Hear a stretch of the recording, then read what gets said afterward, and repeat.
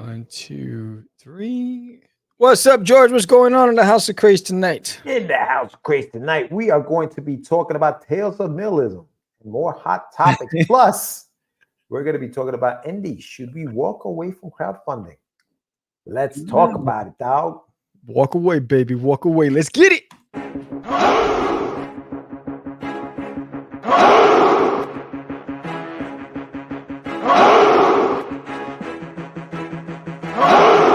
We are the only show for independents all around, giving you a platform to spread your word all over town. Catch Da Craze is the place to promote to your fans with the dream of Medina and Sam the Crazy Man. Subscribe to our show and never miss an episode. It's time to get your meds, listen to us on the go. Updated every week, we never miss a day. Join the squad, come on in. It's time to catch the craze. If you are an independent, catch the craze. Making moves on your own, catch the craze. On your grind in the streets, catch the craze. Join the movement, catch the craze.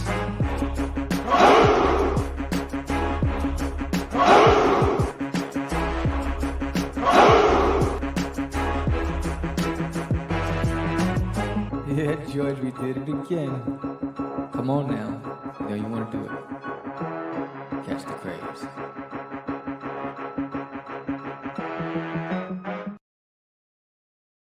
Welcome to Catch Da Craze Podcast. I'm your host with the most, Sam the Crazy Man Vera. And I am with George the Dreamer Medina. What's happening, everyone? Welcome to another exciting episode of Catch Da Craze. It is Tuesday, November 14th, and we are being joined by, hey, Lou, what's going on? We are being joined by all of you who follow us on the channel. If you haven't subscribed yet, do so. Hit the subscribe button, hit the like button, comment. Hit the like button right now if you're watching us right now, just so we can get that going. And share the video. Share the video. Make sure we get some eyes out there on what we're going to be talking about today. We are going to be talking to Mr. Stephen Russell and his book, Tales of Nihilism. It's nihilism. It's tough. It's hard for me. I know. It's potato, bro. Potato. That's what I'm saying. What up, Michael? Plus, we are going to be talking about crowdfunding and should indies walk away from it. We'll talk a little bit more about that when the Get Your Meds. She keeps on passing me by. Far side. Yo, what year? 1990, 91, 92? I don't know. It was we old, son. We old. You old. Yeah, you see, I knew that was coming. But yeah, no, that's what we're doing here tonight. Thank you guys for joining us. Thank you for our regulars. We appreciate you. You guys are the best. But Sammy, what you got going on today, kid? What do you want to talk about? Sam, what am I going to talk about? I got nothing to talk about. Just been shout out to the I just want to say shout out to the 87 new subscribers to the Art channel. I appreciate all of you guys this past month. There's also a spike in the subscribership there. So boom. Thank you. Right now I'm just planning my 2024, finishing up issue 6 of Designated in my toilet.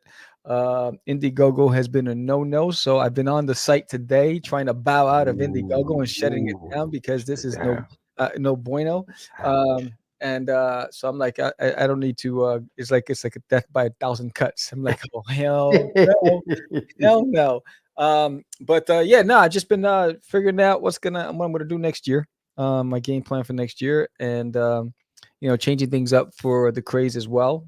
Starting February, we will just be focusing on the creators and not crowdfunding. So we have a list of podcasters out there that I'd love to go and get you on the show to promote the crowdfunder. But next year we want stories. We want to learn about your journey, about you, your craft, what inspires you, the tools you use, all that stuff. And so we're changing up the game in coming February. And so just planning out next year. What's going on with you? Well, for those who don't know, I started a YouTube channel to talk a little bit about writing and the writing process. So that's out there right now. I got about 7 episodes out there, trying to grow the channel. So if you guys haven't done so yet,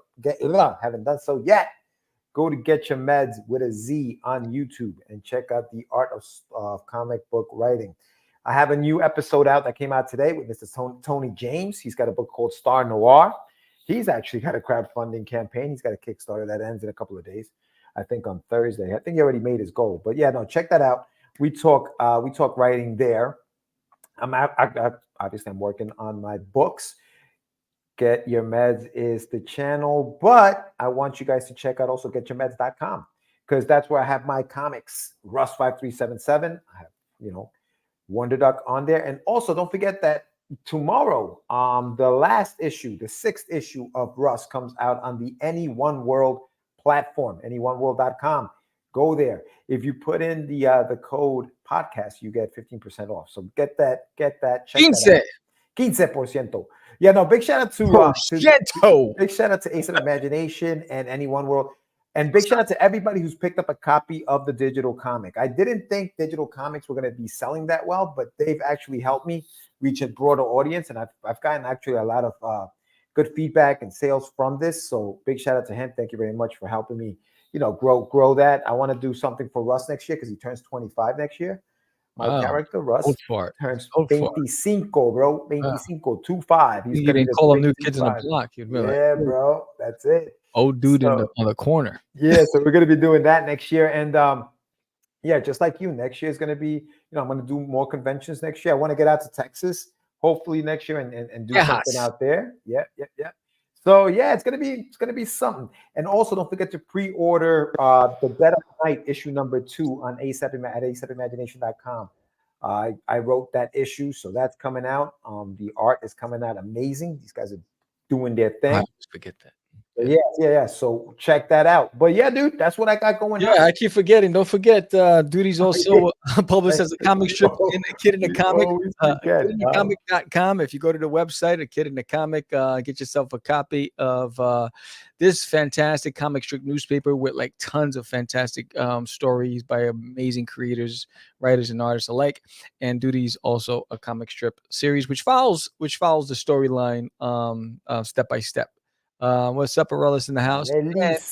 And if you haven't checked it out, the new episode of The Craze and 10 LS, What's Happening to Comics, is up. It's trending really well. It's getting a lot of views. It's pretty dope. So check out that episode. Some of the hot topics in the game right now is Mark Miller said, the big two needs to give 50% royalties to the creatives in order to change the game. Then there's this talk about, comics is dying out. But when I ran some statistics and I went to some financial websites, it tells a different story.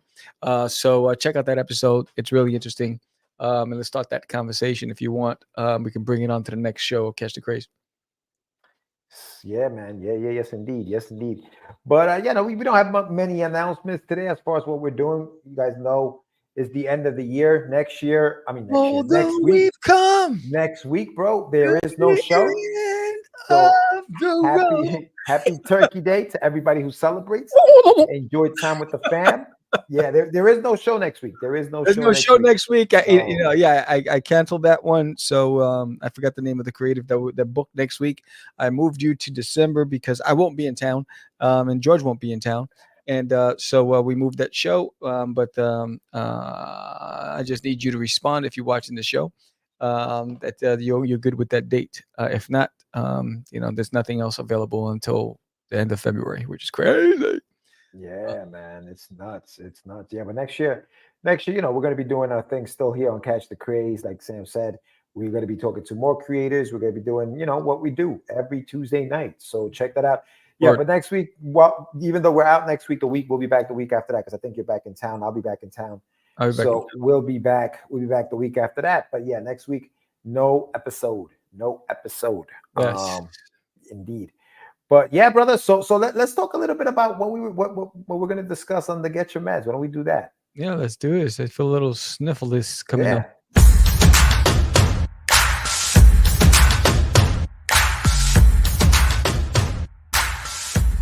It's time for your medicine.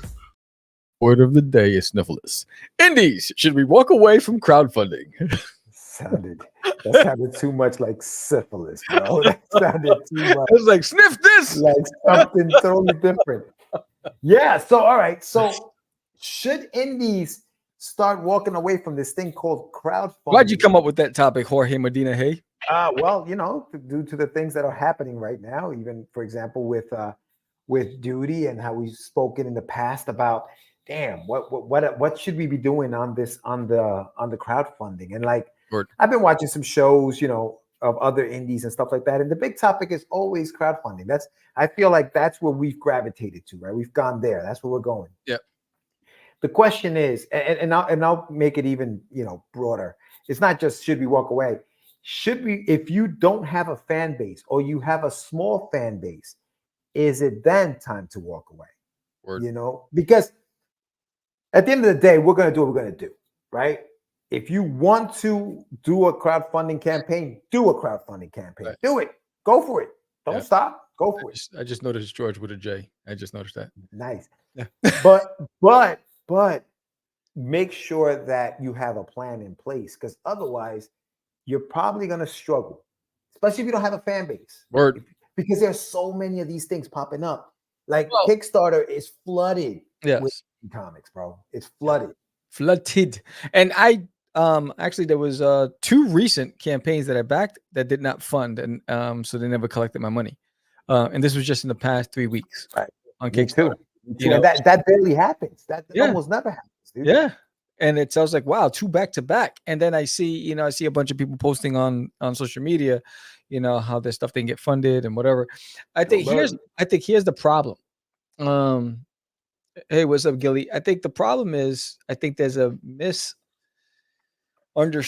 lack of understanding. I think what people think, because social media, the majority of the people that follow you are bots. They're not active, right? Mm-hmm. So what happens when you see that subscriber go, you have this false impression that it's actually a human being. So you have that. So a good percentage of your followers, like I got, if you take all of my Instagram handles together, it's like a 5,000, right? But I guarantee you 70% of them are probably bots. Guarantee you, right? Then the other ones, they probably just saw something that they liked and they said, let me follow, right? For the podcast, it's people who want to be on the show that not necessarily actually watch the show, but want to be on the show. So they said, let me follow because I want to send a request to get on the show, right? So you get that, right? So they're not really active. So I think you have to understand who's active in that pipeline, and it's probably a fraction of it, right? 3%, 4%, right? I mean, think about it. It's like pulling teeth sometimes to get people to even interact. You ask a question and people are like, oh, I don't want to ask, So I think if you're relying on social media to cultivate your following, it's going to be very difficult. What I find is that my followers that follow me at events don't translate to crowdfunding. They won't come to crowdfunding. I swear to you, this year, I've met a dozen people who found me from last year, wanted to follow up books, but didn't want to go to the website and didn't want to go to crowdfunding. They were waiting to find me, right? So you have that. So I think unless you really have a really strong following that's going to pick up everything that are so damn loyal, it's going to be hard, because what's trending on crowdfunding right now is adult content, right? That's what's trending right now. That's going to get top notch. Adult content, the topics that are trending on Kickstarter, LGBTQ content, it's adult content that's trending, and tabletop trading card games. Those things are trending big time on Kickstarter, right? So now you have to compete with that. And then a lot of these guys use branding companies to help promote their stuff that are doing the 6-figure numbers, the ones that are doing, 100,000, 200,000, whatever. Then you have the other guys, right? The old schools that have mastered it, like the Brian Politos of the world, right? That have mastered the game. Jeff Smith with Bone. You have Jake Parker, right? These guys, they've cultivated a fan base over the years. They've been published with many other. So you have that to compete with. So I think rather than using the social media platform to vent and complain about why aren't people, it's really is, you need to get out and connect with people. And it's hard, when you're working full time, doing this part time, drawing, writing, producing, going on social, all that stuff, you're really only giving it 20% here, 20% there. You're not going full, you're not going all out. So I would say my advice would be pick one platform. Whether it's Facebook, whether it's Instagram, whether it's Twitter, pick one platform and make that your focus. and build that and get involved and get engaging and commit. But I think what happens is, like, for me, I'm gonna be eliminating a lot of these social media platforms that I'm on next year, because I'm gonna pick my poison, and I'm gonna focus on that platform to cultivate my audience and try to merge the two together. So you got to have a plan that's gonna make sense. But I think most indies are spreading themselves thin. I talked to you about this. I just dropped out of like 8 different Facebook groups, right? And the reason why, it's just a haven for my peers. It's not my audience, right? It's not the people who are going to buy my books. It's just the same people that are all doing the same thing, and everybody's just posting the same stuff, right? Then it's also moderated by another indie. So when I looked at it, I had like 8 of my posts pending. They didn't release it. 7 of my posts, I said, you know what? Screw you. Delete, delete, delete, delete, delete, delete, delete. And I backed out of all these groups. I was like, all right, let me focus on my own platform and let me build it from there. We talked about it. I'm focusing on the website. Make Yeah. make that the destination rather than giving Instagram, Facebook, Twitter, all these places my energy, when I have a website I'm spending $300 a year on, that I should be driving traffic there, but my time is spread out in multiple locations, where now I'm going to narrow my focus. So my recommendation to everybody out there is really be strategic on your approach. Pick your poison. You're not going to win all the battles. Pick the battle that you have the greatest chances of success on. What you Yeah, say? check out. No, check, I think what's his name? Michael said just have fun. And Daphne, he says here, if I miss San Diego for one thing, is the regular customers who would visit us every year Yeah. to pick up the latest book they really don't translate to online. Yeah. What up, Grant? Creators have to go where they see their audience is, not try to force them where they're Yeah. not, whether they're online or at cons. Yeah. So a question for Daphne. So these, because Daphne, and listen, and I'm actually, I'm glad she's on, because I feel like she's built a little fan base Yes. on Kickstarter. She's managed to kind of build something there where, like, all of her campaigns, little by little are growing, or you see that people come back and she's making it happen on there. I guess my question to you, Daph, is, yeah, I mean, you're saying San Diego, there were fans that came over, but I feel like you've done that online as well. And I think that that's what needs to happen. I think that you need to build the fan base. Once you have that fan base built, they will follow you where you go, because they're fans. That's what they are. So supporters, fans, whatever you want to call them, they're going to follow you to where you are. You know what I mean? I think, to your point about the Facebook groups, yes, Facebook groups are started by other indie or other people who want to start those kind of groups. So the people in those groups are other indies. They're not necessarily fans. They may be fans of the genre, they may be fans of the industry, but they're not fans of your book. And it's hard to create fans of your book when you're in a group where they're trying to create fans for their books. Yes. You know what I mean? Like, so if you're trying to promote something on that page, that person may say, well, no, that's not what I'm trying to do here. Maybe we want to talk about the process of creating something. You know what I mean? Or whatever their MO is. Or maybe they just don't want your stuff on there. Whatever it is. But I think that those groups, they don't do what we think they're supposed to do. No, they're not. They're not catering to. They're not reaching the audience that I'm trying to reach. No, they're not. And so and in that case, you have those groups are good for, like, some of them are good for, like, if you're a writer and you're looking for an artist, or if you're an artist and you're looking for a writer and you guys want to collaborate, and there's money to be made. That's when those groups are good, because people are constantly in there trying to make a little bit of cash. Kickstarter is where my audience is, but they seem to be exclusive to Kickstarter. If I released a new book on my website, I maybe see 2 buyers as opposed to now 200 on Kickstarter. Is the Amazon effect. That's interesting, man. Yeah. That's interesting, because I wonder if it's trust. I wonder is it that they trust Kickstarter versus us on our own websites. I don't know. That's interesting that happens. But I think that, should we be walking away from crowdfunding? I mean, again, that's up to you. Yeah, I think it's but its purpose. It may be an idea. It may be something you want to think about before you drop 30 days of your life. And these are 30 days where you're going to be stressed out, because you're going to be looking at your phone every 2 seconds to see somebody pledge. Why aren't they pledging? My stuff not good enough. What's wrong? What am I doing wrong? And we already have all these things in our head. This adds to that. Yep. So if you're ready to do that for 30 days, go for it. But my suggestion, much like it, build that fan base first. Build it, Yeah, I think that's the biggest thing. It's like, it's for me, it's an old school mentality. Go out there, hit the streets, cultivate an audience, get a fan base. But again, like Daphne said, some of them don't translate. The people that follow me in Texas and from Puerto Rico, because I have about a dozen people from Puerto Rico that either go to my website, pick up any new prints that I do, whatever, but they won't go to Kickstarter. And so that's the challenge. Fans are going to buy where it's convenient for them. They can buy dozens of books on one Kickstarter account as opposed to having several accounts on indie websites. Yeah, and that's the challenge, right? So it's you gotta pick your poison, which is gonna work. And don't get discouraged because, I think the reason why like I don't get discouraged is because I have always a really good reception when I go to conventions, right? And I have a really good turnout.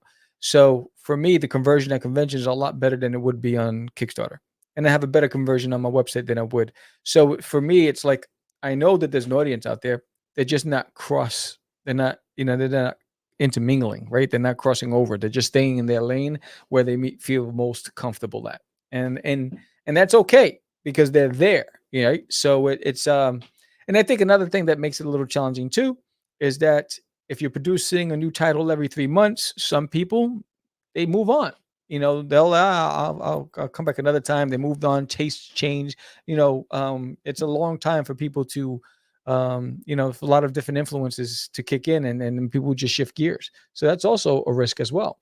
Yeah. I can picture your book doing well at conventions. Yeah, no, I think I was fortunate with like the Adventures of Wonder Dog, right? Because I was able to make a decent amount of money on the Kickstarter for it. And it does well at conventions as well. Like when I was at New York Comic Con, I sold out of the books that I had there. When I was on Kickstarter, I was fortunate to make the money that I made, but it was work, man. It was work. It was a lot of work. I'm the opposite. I have better return on investment on Kickstarter than conventions. I just don't have the stamina for cons anymore. Yeah. Well, cons is a different animal too. And again, that's the thing. It's two different animals. You talk about. You know what I get? It's funny that you say that. I love being there.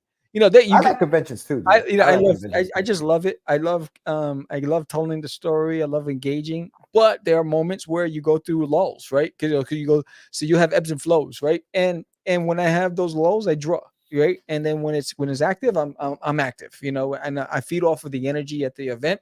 And when there is no energy, I try to get pull something out of nowhere. I just did the grand opening at Geek Out.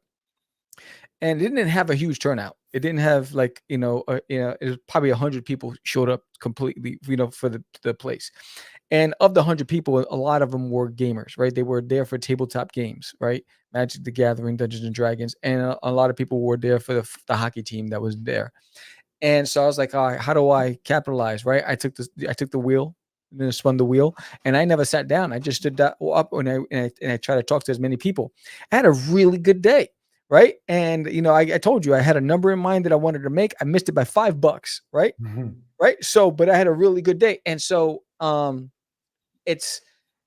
never know. I said, but I feel like I'm in my element when when I'm out there with the fans, on top of everything, I'm finding out we have 3 different audience for our 3 different books. So we have to market different. Yeah.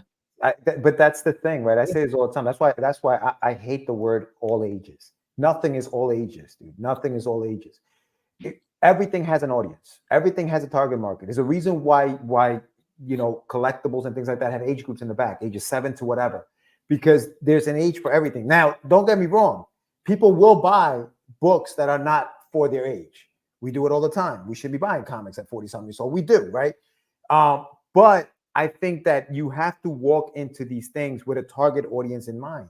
Yeah. I believe that. I believe you have to have some kind of target market, target audience. It's part of the marketing mix, right? You have to have these things in order for you to be able to make money. Like, for example, you have 3 different books that you have 3 different audiences. You have to target each one differently. You can't sell to all of them. They won't buy. Now, some of them will because they're fans of yours. I'll buy whatever you make. I don't care what it is. I'll buy whatever you make. Some won't. You know what I'm saying?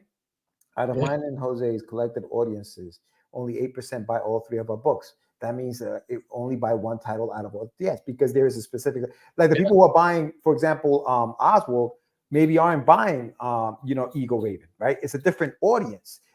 You can call Oswald an all ages book, but they have a specific. He has a specific age group. Same thing with my Wonder Dog. I have a specific age book. Yours too. There's an Animal Toys, a specific age group for that. Does it mean that a parent can't enjoy it? No, it doesn't mean that. But your book is geared towards a specific age, and that's who's going to buy. Unfortunately, those kids on Kickstarter don't have credit cards, so they can't buy the book online because they can't purchase it. Their parent has to buy it. And I think Grant made a point here. I see a lot of families at conventions, and unfortunately, there isn't much for them. The funny thing about that is that when they come to your table, the parents sometimes have something else in mind that they want to buy. And they don't want to drop the money for the kids because they're afraid the kids are going to mess up those books. And it's interesting because even like this past week out the LCS, there was a young lady. She's probably about 9-10 years old, and she pulls up a chair, starts opening the book and reading it, right? And I'm like, oh, she's going to tear up that book, right? And I'm trying to be nice, right? And but she wasn't into it. The mom comes over, opens it, and reads it. She starts laughing. She bought the graphic novel, right? And so it was interesting that you don't know who the audience is. The audience is the person who makes the decision whether or not it's something that appeals to them, right? And so that's what I say: don't limit yourself. And then I'll have people that'll come over, because my table is predominantly for one brand, which is Disneyland My Toilet. But I have my other stuff there, right? So I'll have people come over. Do you have anything more mature? I said, yeah, bam, I got Forbidden right here. I got this, right? So I'm always ready for that. But again, don't put all your eggs in one basket. Have a meaningful, purposeful strategy that's going to really help you. Don't get discouraged because, Daphne's a perfect example of someone who's been cultivating this Kickstarter fan base, right? For years, right? To where she is now, right? So it takes time. It doesn't happen overnight. You got to, but again, pick your poison. I think, one of the things when I realized I got like 12 different social media accounts, and I'm reducing that by 70%, and I'm focusing on the ones that I know that I'm going to get a return on my investment, where I have an engagement there, right? I have a better response rate on Twitter than I do on Instagram, which is crazy, right? So it's like, all right, IG's made it very difficult lately, right? Where, right pre-COVID, you're getting responses and feedback and comments, and now you got a muscle for it because they want you to buy ads, and those ads don't convert anyway. So pick your poison, do your research, figure out where you're going to put your energy. Don't spread yourself too thin, and don't get discouraged. It's an uphill battle, and it's a journey, bro. Your Twitter/X starts charging you $1 to stay on that platform. Are you staying? Peace. Really? Doses. If you started it out that way, then it'd be different. But you can't go and say it's free. It's like a drug dealer, right? It's like this first hit is free. Now you got to pay. Do it. Yeah, no. But I'm saying if your fan base is there, though, it's kind of hard to say goodbye. Backer Kit was a real help this time around because it consolidates all of our backers into one list and makes it easy to email. Oh, nice. I also hear that on Backer Kit, the launch page on Backer Kit allows you to see who the people following you are. Really? You know what I mean? Where you can't tell who likes or who's right. Following the page before it launches. Backer Kit, I think, gives you those names, so you know who's following it. Really? From what I understand, I don't know if that's right, Daph. You can correct me if I'm wrong, but I think that's part of their. Yeah, I think this last Kickstarter there was 47 people who did not back it that were part of the following group. Only I think 16% conversion from that 47 people that were following it. Well, it was more than that. It was like 60, whatever, but 16%. And then the difference was 47 people left who did not convert at the end. That would have been nice if, It's like, how do you convert them, right? That's the whole thing. Why follow? What I did to find out who was actually following my stuff is I would ask them for their email addresses, and I would send them a PDF of like a print, and that worked out for me because then I knew who it was that was following me, so that worked. But they don't normally give you that information. They do not. I think I got to come. Yes, I'm going to try Backer Kit landing page on my next campaign because of that. Okay. Yeah, like, so wow. Yeah, so it does do that. Oh, that's interesting. I didn't even know that. Yeah. Wow. So yeah, that was a really healthy discussion today. But we have our guest in the reading room, in the green room, with snacks and stuff, and ready to come in to the show. So let's bring in our guest, Mr. Stephen Russell, and let's get this party started. What's up, buddy? Hey, how's it going? Good. Hey, what's going on, Steven? How are you, man? Doing all right. Doing all right. All right. Some good topics you guys got going on there. Oh, thanks, dude. Thanks. What do you think about the whole topic about indies and crowdfunding campaigns? Well, what's your take on it? What do you think? Well, personally, I'm adverse to crowdfunding. That just doesn't seem. It doesn't seem like a cogent business model to me. Okay. You know, you're asking people to invest in this thing, and it's different. I guess coming from a business minded with my business degree and things like that, where if you're going to seek out investors, you're going to be focused on like a return on investment. And so people trying to invest in your project should see some sort of return from that, right? And not a product.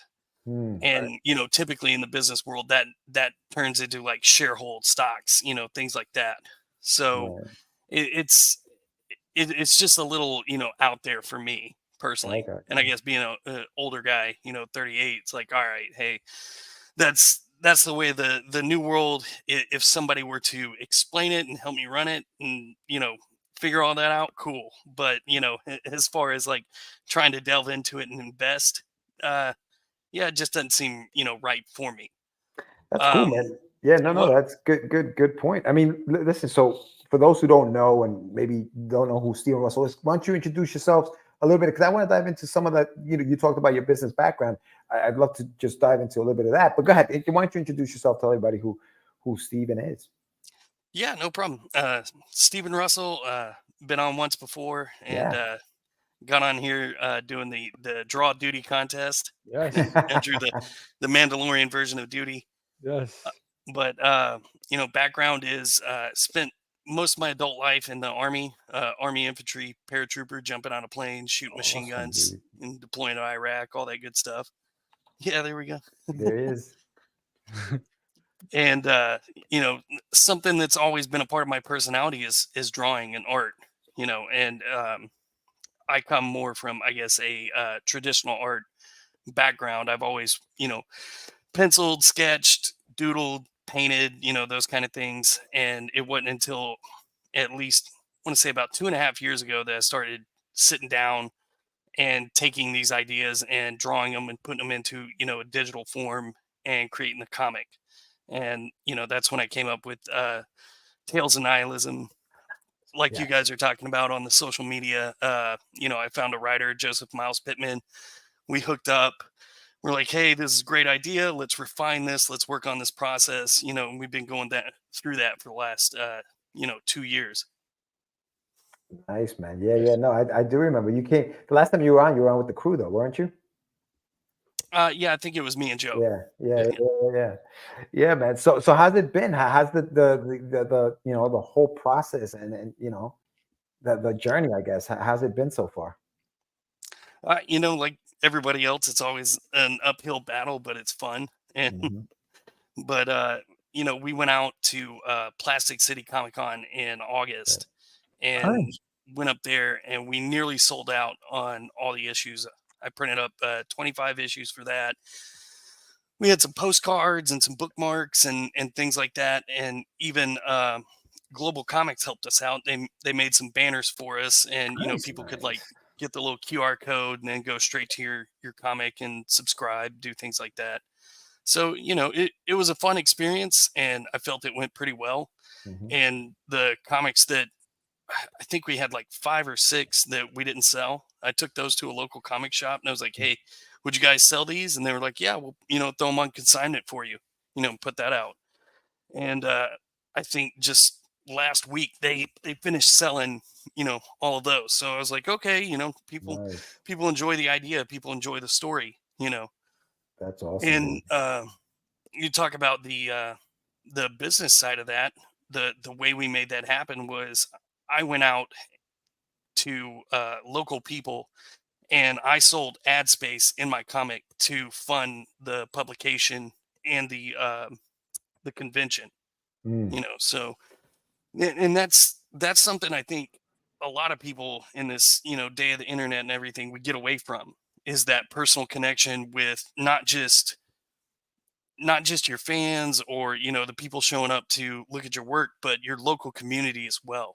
Yeah. You know, most cities, bigger communities, you got like Rotary clubs, you got small business associations, you got like all these people, and everybody's looking to network, advertise, you know, do all their marketing and things like that. And if you treat it in that arena where you're like, okay, I'm going to look at the business side of this and I'm going to start Mhm. going out and then showing these people, hey, you know, I've got this. You could put an ad in my, you know, comic.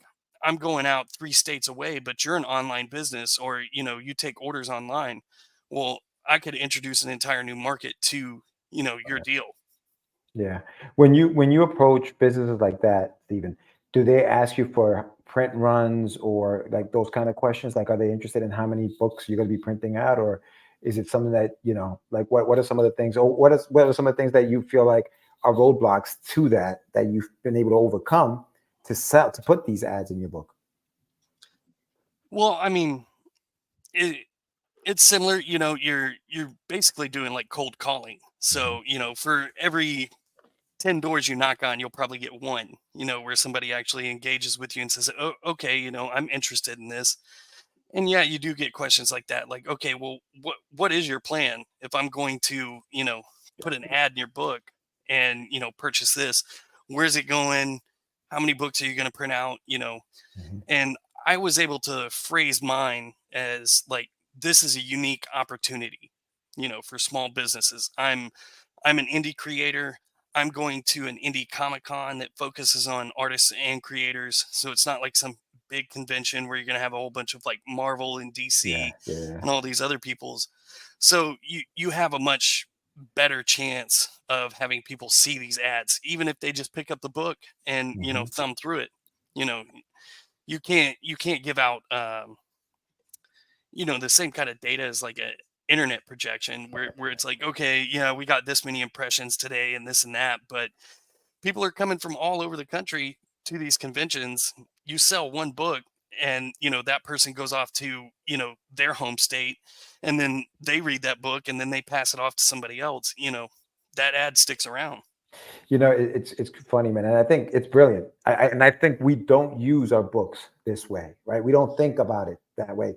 When you look at it, and ever since we've been reading, I don't know if you read comics, Stephen, or if you were reading comics, but hey, what was in those comics? There's always ads in those comics, right? There's Yep. always ads in those comics. Why? Because those ads are what's paying that print run. So they can give those books away if they want. You know what I mean? So now it's not costing them anything. And I don't think we look at it that way. I think as small press and as people who are just creating these books, we look at them from the creative standpoint and not the business standpoint of things. And I think Yep. putting an ad in a book like what you're talking about is brilliant. It's a brilliant idea. And it's something that more of us should exercise, especially for like print runs like this. Like if you're going to a Mm. comic book convention, I'm not saying you put them, you know, you have that print run going on every single book because they pay for it now and they're gone. You know, that's it. You know what I Yeah. mean? And then you could put in another aspect. But I think it's a good idea to do that. And I'm glad. I mean, it's brilliant.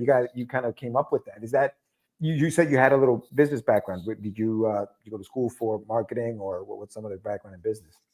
No, I'm, you know, my business background and day job backgrounds in supply chain and logistics, and, you know, did a little bit of supply sergeant towards the end of my time in the army.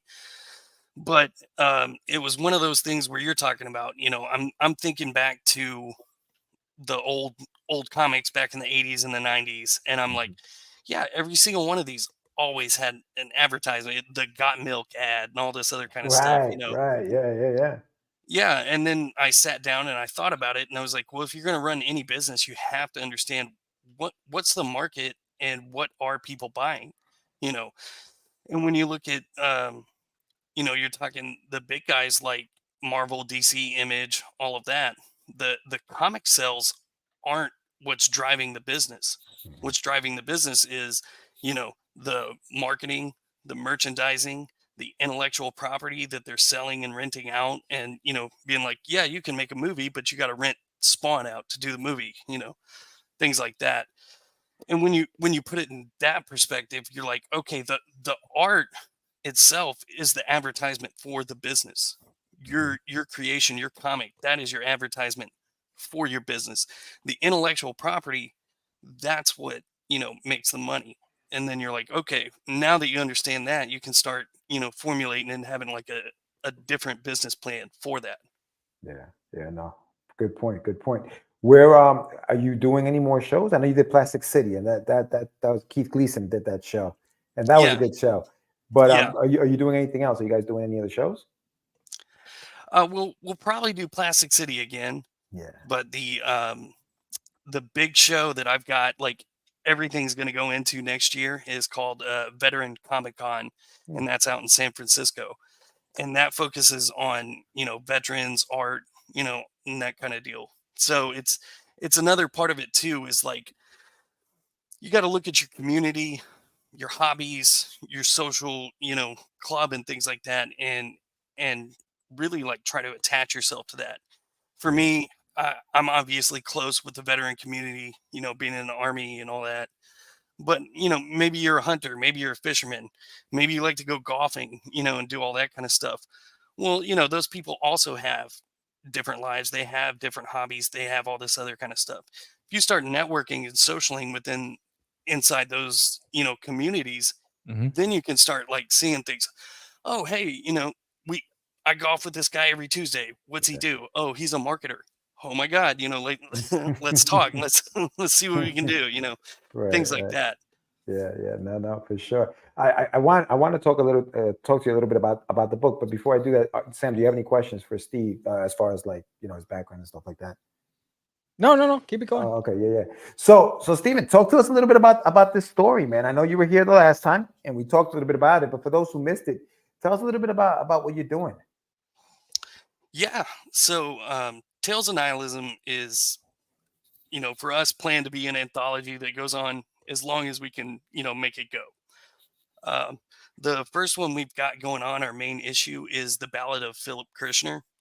And it's a story about a normal guy and how he lives in a world full of superheroes. Just having to go to work, having to pay his bills, having to do all the stuff that everybody's got to deal with, and already, is kind of like, a lot to handle for a lot of people out there. And then you put superheroes and supervillains on top of that. And so, I called it Tales of Nihilism because that's really what I plan to do with the whole thing, is to kind of take these ideas, take these archetypes, take these, tales that we've all kind of lend credence to, and, we suspend our disbelief. And I try to pull that back and say, no, like, you shouldn't believe it. It's crazy. Yeah, no, these look great, man. I remember the last time you guys were here. There's a lot of like, and anthologies are a big thing now, especially with us when we're trying to put these things together, because we can put more than one idea in one book. Are there any of these stories that you're thinking, okay, this is hitting, people are liking this, maybe I should make it, maybe even if it's a one shot of just that one story, or if it's, I hate to use the word ongoing series, but something like that. Are you thinking of doing stuff like that? Are there any stories in there already that you've seen that people are gravitating towards, and you may be thinking, I think I can do something more with this? So far, the majority of what I've seen is people gravitating towards the main series issue. And, I've had a lot of people that have read it, and they've said, I can't relate to like Superman or Batman or, even Spider-Man, but your guy, Phil, I can relate to him. Holy crap, normal guy, and everybody's been there. It's like, oh man, the electricity's going out because of the bills, or oh man, like, I don't know if I'm going to be able to make rent this month. And then you think about, like, you've had, insurance on your car. If your car gets destroyed, you're going to have to pay the deductible on that. And then what if a superhero is like destroying your car every day? Because they're out in the streets, just battling and stuff. And so I didn't just want to, have like a generic superhero kind of deal where, this guy's going out and he's battling and he's, doing all this like hero's journey thing. I wanted to like really stress that struggle and really go into that and be like, this is how difficult it is. And I want these things to say things about the culture and the life that, we all experience in America. What was the inspiration behind Phil? It's really funny. Told the story a few times, and so me and my wife, we were playing Batman, the Arkham Asylum. Mm-hmm. We're sitting there, and I'm playing as Batman. I'm going down. I'm in the sewers. I'm like looking around, and it tells you like, hey, you're supposed to go to the police precinct and enter in through the server room. So I go in, and then I'm like, wait, this is the sewers, and there's a hole in the wall. And I was like, a server room can't like exist down here. It's got to be dry and cool and all this kind of stuff. And I was like, you blow up the wall and everybody's just like sitting there like nothing happened. And so after that, me and my wife were playing it, and we just start going through the game and like counting off and naming like OSHA violations with the asylum. We're like, yeah, where's the fire marshal? Who's inspecting this? Who's doing this? But it was through that you start to realize like, oh my God, like this whole world is just completely dysfunctional. And then you start to come to that conclusion. You're like, wait a minute, like Batman would do like so much more good if he just played as Bruce Wayne and like invested in the city, gave jobs, and made sure like public works was working and did all this other kind of stuff. So that's where it came from. That's where Phil came from just saying, Yeah. hey, we need to find, you need to, I guess Phil is that guy that walks around doing this in that world.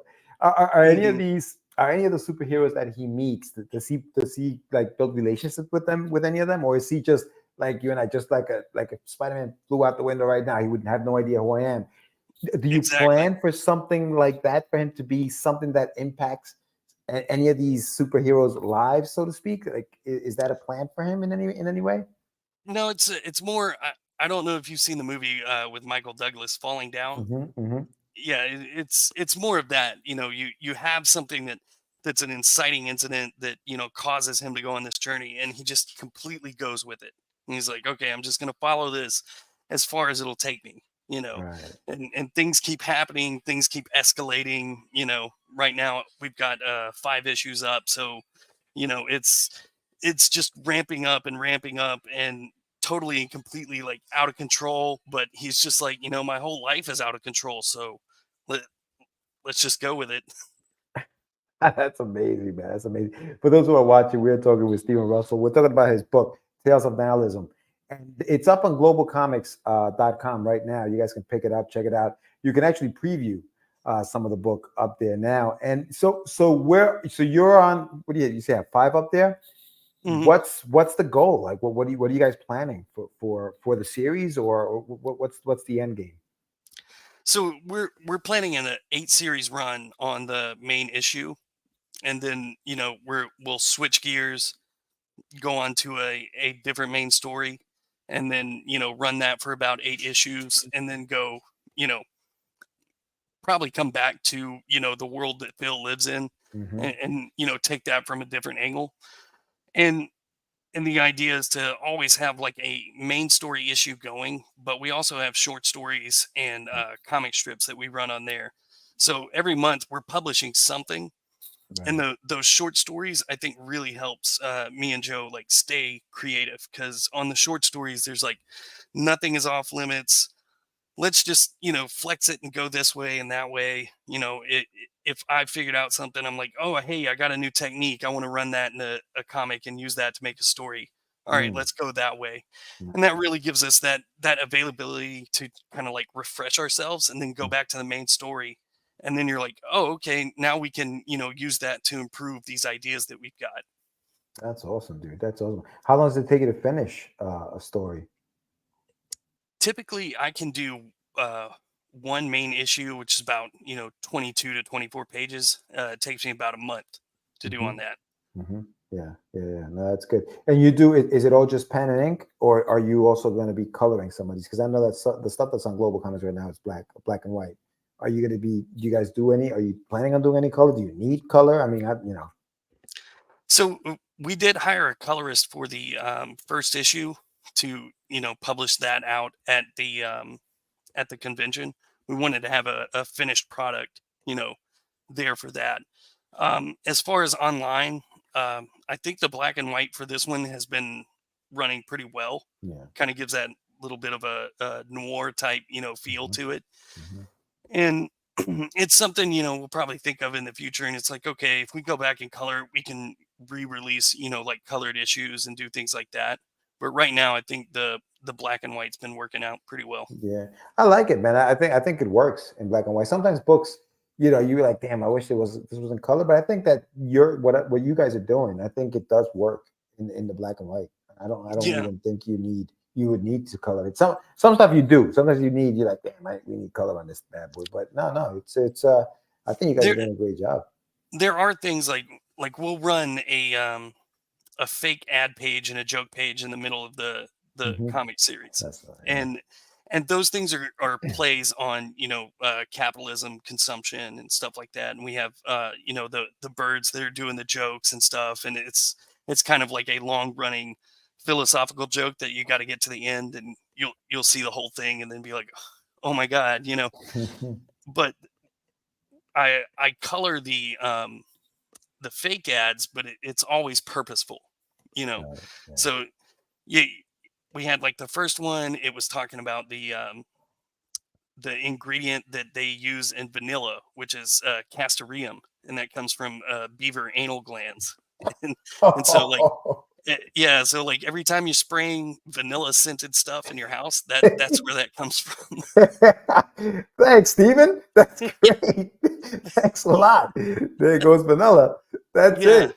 Wow, And that's all awesome, that kind dude. of stuff. But I've latched onto a few of these ingredients, and like the color is usually pretty important. So I'm like, okay, I'll use that in the ad, and I'll color those ads, based on that thing. So it's got to have a purpose, but I'll put it in there. Yeah, no, that's fun, man. That's fun. It sounds like you guys have a good time putting Oh these things yeah. together, man. It sounds like you guys have a really, really good time. How far are you right now? Like, what are you guys working on right now? Could you say? Yeah, so we're on just finished up with issue 5, Issue and 5, right? That's right. issue 6, I think I'll be working on that in December. We've got the comic strips. One comic strip comes out per week in November, and then next week that one will be a short story. Nice. Where your comic strips come out also on the Global Comics website, or on your own website, or where can we get these strips? Yeah. So we've been pushing up everything on Global Comics and Nice. making that like our main platform. We have like the Facebook and the Instagram and stuff like that, but we mostly utilize that as kind of like a little news blast, like, hey, this is coming out at this Mm, time, or you know, uh, November. That's an easy one. It's like, hey, every week, remind everybody, hey, go on there. And the comic strips are always free. The first issue is nice. always free to view, and then we do the PDF downloads if you want to do that. And Right. then we're in the works right now of trying to figure out the whole Mix'em store so we can start doing like print on demand. So if people want to buy it, they can just click on that link and buy a copy of that. Yeah. Nice. No, that's awesome, dude. That's awesome. Go ahead, Sammy. What you got? You were gonna say something? I was just saying, nice. Oh, yeah. No, that's good. That's a plan right there, dude. Like, you guys are really just maximizing, because Global Comics, they were actually at New York Comic Con. They were actually, I had a table there, and they stopped by, and they have like these little QR codes that you can hand to people to kind of like check out your stuff, and it's really, really helpful. I feel like you guys have been maximizing, Global Comics, and that's great. Oh yeah, and you you look at the print shops. If you can go to a local print shop, that's always the best. But if they have stuff online, adding in those like QR codes to everything you do, whether it's a bookmark, a postcard, or a sticker, just that small thing, I found actually like right after the convention, our viewership like just shot up through the roof because people were just like, oh, okay, checking it out. And then you've got that one little thing, they're using the QR code and checking it out. Yeah. No, that does work, man. That does work. Yeah, no, but Steve, this has been great, man. Thank you so much for coming on, my brother. I appreciate you coming back, and I'm glad that you guys are still grinding and still going, and it seems to be working. So I hope to see you at Plastic City Comic Con next year, because I'm hoping to be there next year as well. I'm definitely gonna look Heck you guys yeah. up. Yeah, I won't be going to the East Coast anytime soon. But yeah, so but that sounds like fun, and it's good to have you back on the show. Much success to you, brother. And keep doing what you're doing. No problem. Thank you, guys. You got it. Thanks, Steven. Take care, bud. Peace. All right, that was Steve Russell. Again, check out Tales of Nihilism. It is in the chat, and it's also in the summary on the show notes. So get yourself a copy if you haven't done so already. You can preview the books, all available on globalcomics with an X.com. Links in the chat. Yeah, man. Digital comics. Yeah, Global Comics is a good little platform for your digital comics. Definitely check them out. And yeah, Steven, he seems to have a plan. I like what he's doing with the ads that he's throwing in books, especially when he's going to go do a convention. That eliminates that cost, right? Because now the ads are taking care of that print run, and now he's just got to get to that table. I mean, when you have methods that work, why change? You know what I'm saying? When you got methods that work, why change? And it's the formula. It's the secret formula. And I guess, I think what happens, social media has put a barrier between people hitting the streets and connecting with the community, right? I've did a whole segment on the Crazy Nintendo Less about going out there to the community centers and all these other things, and the library, to the YMCA, the schools. There's so many options. It's just whether or not you want to put into work. I think people have grown lazy. They use their fingers to do all the talking when, we're humans and we're social creatures, and, people love to engage face to face, look somebody in the eye, talk to them, get them excited by your excitement, right? You can't convey that on a post, right? You can't. It gets lost in translation. But when they see you and they connect with you and they feel your energy, bro, you can make magic happen. It all depends on whether or not you're willing to do it. Yeah. And there's no reason why you can't do both. You know what I mean? No. There's no reason why you can't rely on one over the other. Now the reason could be you spread yourself thin. You know what I mean? I think sometimes you got to pick your poison. If you're not going to be successful doing either one, pick the one that you are going to be the most successful at and go hard on that one.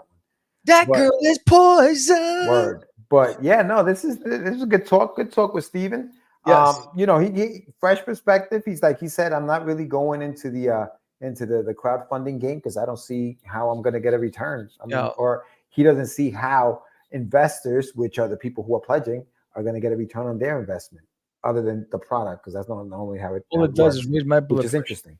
Yeah, no, that was a interesting point made by Steven. So I just been lucky with Kickstarter, but Indiegogo, I got no luck, no love in Indiegogo. Is it's a different animal. It's a different animal. Talk about learning how to market for different places. I know. That's different. Too much. But yeah, again, that was another great episode on Catch Da Craze. Great chatter in the chat. Thank you all for joining us tonight.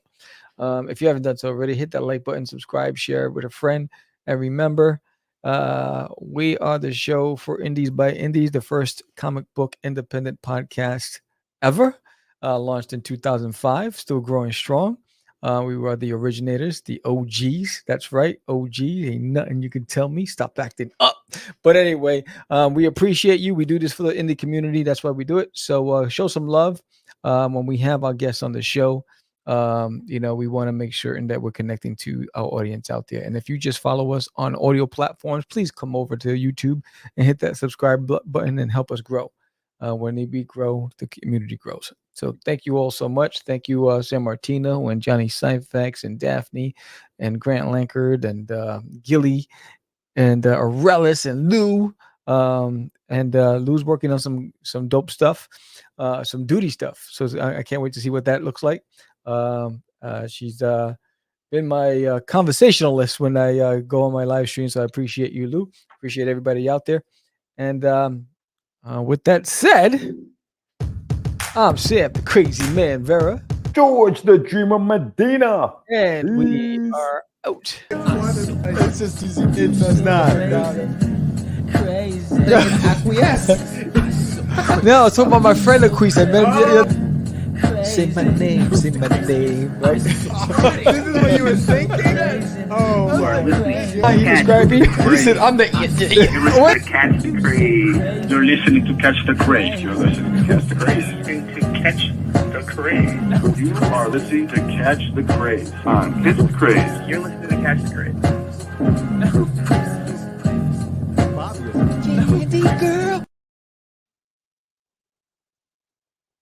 Oh, what happened here? why are we still on, dog? I Everybody? don't know what's going on. I tried to hit end stream. There it is. Oh, Boom. we're still on, baby.